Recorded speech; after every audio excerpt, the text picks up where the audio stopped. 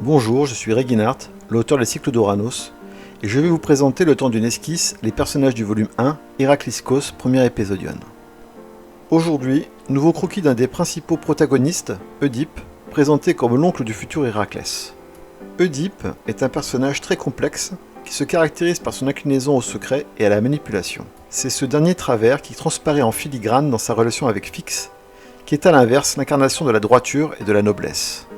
Mais Phix, paradoxalement, est un gage moral pour Oedipe. Si elle s'est associée à lui, c'est bien parce qu'elle a jugé qu'il en était digne. Malgré tout, elle est consciente de ses zones d'ombre, et dans le volume 1, ça se devine à travers quelques réparties et cases qui démontrent qu'à l'instar d'un couple, il y a souvent des discussions pour le moins agitées. Il y a un mystère qui est relevé par la bande Alcideus concernant l'apparente jeunesse d'Oedipe. Oui, Oedipe n'a pas de mal à passer plus ou moins inaperçu à Thébé, car personne ne peut soupçonner que le monarque qui régnait sur la ville il y a plus de 30 ans de cela puisse n'avoir pas changé. Je ne le précise pas dans le premier volume, mais Oedipe a veillé à organiser sa mort et ses propres funérailles. Créon, le régent, dans la confidence, respecte sa volonté et laisse même comprendre que la prospérité de Thébé doit énormément aux qualités de stratège d'Oedipe.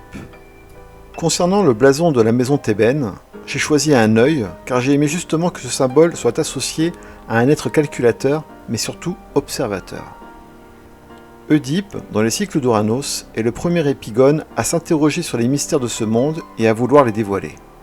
Les événements qui par ailleurs se déroulent lors de ce premier volume résultent de cette quête de vérité dans laquelle Oedipe s'est plongé, quitte à mettre en scène sa propre disparition. Enfin, il y a beaucoup de questions et de mystères autour de son daemon, Anconia, qui est pour beaucoup dans la valeur en stratégie comme au combat du personnage.